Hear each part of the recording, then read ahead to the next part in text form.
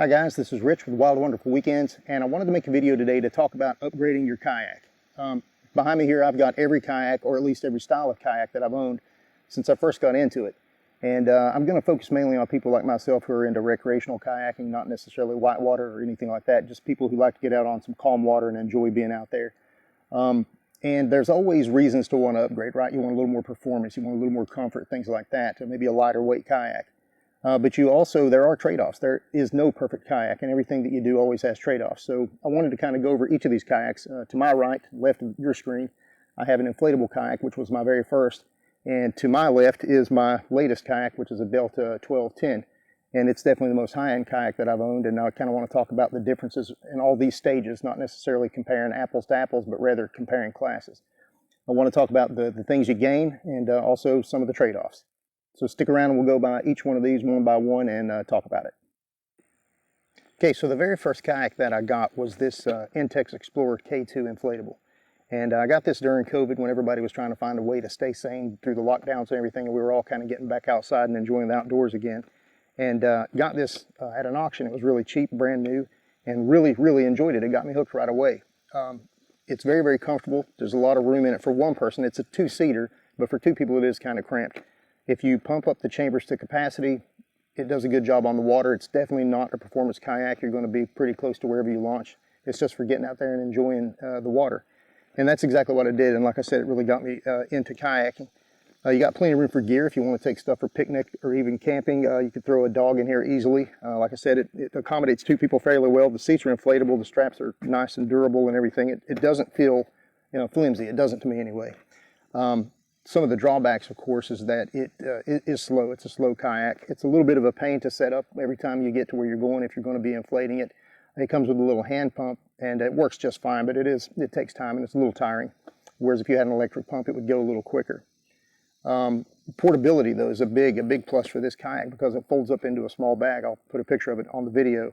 And so you don't need a kayak rack. You can just throw that in the trunk of a car, or back hatch, back seat, whatever. It's really easy to transport.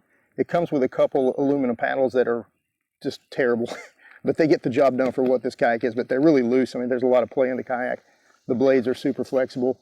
I did a review on this kayak after I'd had it for a little while, and overall it was a positive review. Overall, I feel positively about this kayak. That's why I've never gotten rid of it. It's still fun to get out, especially if people are joining me that aren't really into kayaking. I'll let them take this out, and they usually have a good time. I did finally decide to upgrade. I wanted more of what I considered a real kayak. I wanted a hard shell, and that's when I moved up to the Pelicans, and I'll tell you a little bit about that one now. So when I moved up to the Pelican, I did gain a couple things. One is that it's much more rigid, obviously, than the inflatable, and so it performs a little better. You definitely feel a little bit of performance gain there, a little bit more speed on the water. I was able to start, moving further away from wherever I put in without getting so tired. I took it out on a few river floats. It's made of, I think it's called aramid fiber. Anyway, it's pretty durable plastic, and you can knock it around a little bit. I mean, you don't want to put it through all kinds of, meat grinding rock scenarios there, but overall, I mean, it can take a knock and keep on cruising. The seat, though, was definitely less comfortable. I wound up doing a video on what I use as far as cushions goes to make it a little more comfortable to do longer paddles. So that was one of the trade-offs there. You do have to get a kayak rack. I kind of got a few things from Lowe's and made my own based off of a kind of a cheap set of crossbars that I got. Made a video on that as well if you want to check it out. And of course, if you're going to upgrade your kayak, you realize pretty quickly you should probably upgrade your paddle as well. This is still a really inexpensive paddle, and it's fiberglass with plastic blades. And so it's a little lighter, much stiffer in the blade, so it performs better and it's more solid. There's no play in it at all. So that also helped out quite a bit, and I started enjoying my kayaking a little bit more. It's small, like I said, the cockpit's relatively small, and you do feel that on longer trips, longer paddles. And one of the main concerns that I had, and one of the reasons I decided to upgrade from this kayak, was the fact that it's a sit inside and there are no bulkheads. There are no actual air chambers in here that could keep buoyant if you took on water. This kayak could sink. And so I could have gotten to sit on top, but they're a little wider, a little slower, a little heavier, and I didn't really want to go that route. I wanted something that I could still get good performance out of. But overall, I enjoyed this kayak. This is not mine. I had, like I said, a little pink Pelican is what I used. That's all I could find at the time, and enjoyed it. I really liked the kayak. This is my son's kayak here, and we hang on to it. We don't get rid of it. It's still a lot of fun. But I did decide to finally upgrade eventually. And when I did, I decided to go with this Jackson Tupelo 12.5. And one of the big gains for me was the seat. It comes with a folding seat, but this is really comfortable seat, and it actually comes out of the kayak. There's just 4 bungee straps and a piece of plastic ring here that holds it in place when you're kayaking. And so when you are beached somewhere, you want to hang out and just relax for a little while, you can take this chair out and you've got basically a lawn chair wherever you go. The cockpit's extremely spacious. It's easy to get in and out of, and it's very comfortable to be inside of it. It is considerably heavier. This kayak, I think, is about 50 pounds. It does have a bulkhead and an air compartment in the back for dry storage, but nothing in the front. It has adjustable pedals. That's also really great. It's got a GoPro mount on this one, which, I mean, you could add that to pretty much any kayak. And again, I have another fiberglass paddle here with fiberglass blades this time, so it's a little stiffer. And again, get a little bit of performance there. It tracks really well. It was definitely a faster kayak, even though it's much heavier. It's a faster kayak in the water than the Pelican. The thing that finally got me with this one is, as I'm getting a little bit older now, joints get a little bit stiffer. It's a little hard to car top this thing. And I wanted a lighter kayak. I didn't want to sacrifice any performance though. This cockpit's a little bit too wide sometimes after you're paddling for a while.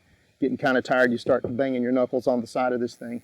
So I decided to go with a thermoformed kayak, which I've always kind of wanted. I was always interested in the eddy line kayaks, but they're hard to find where I live, and also they're very expensive. Thermoformed kayaks represent a pretty significant price jump there.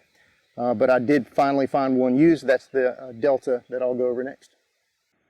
Before I actually talk about the Delta, I want to mention something that I forgot to say about the Pelican over there. Is that thing is only about 35 pounds, which is extremely light for a kayak like that isn't thermoformed. So it's basically the same weight as the inflatable. It's really easy to car top. It's really easy to get in the bed of a truck or something like that. So that's definitely a positive about that type of kayak that I did want to bring attention to. So this is a Delta 1210, and they're made in Canada. It's a thermoformed kayak, much thinner, much more rigid plastic. The lines of the boat are completely different. You can get a lot sharper lines on a thermoformed kayak than you can like a rotomolded kayak like the Jackson. It's much faster in the water, and it's more responsive because of the rigidity of the plastic. Adjustable pedals like the Jackson. The seat is about as comfortable as the Pelican, a little more comfortable than the Pelican, but because you got some adjustments, you know, you can adjust the height of the backrest, and you can adjust the tilt of the backrest and everything. So it is considerably more comfortable than the Pelican, but it's definitely not as comfortable as the Jackson's big folding seat over there. So that was really the only trade-off. Another thing, because this boat has some rocker, which means that the hull of the boat isn't just flat like the Jackson here. It's got a little bit of a curve to it to make it a little more maneuverable when you need it. But you sacrifice some tracking there, so the Jackson actually tracks a little bit better. But overall, this is just a completely different category of boat. It's got 2 bulkheads, and you can just tell when you're paddling this thing that it's meant for a more serious kayaking experience. And so far, I like it a great deal. It's got perimeter lines, which of course increase safety. Lots of bungees, dry storage hatches. Actually, really big dry storage hatches. It's kind of deceptive. The boat looks so small, and you get a lot of volume in there. Upgraded my paddle again. This time I've got a carbon fiber shaft paddle.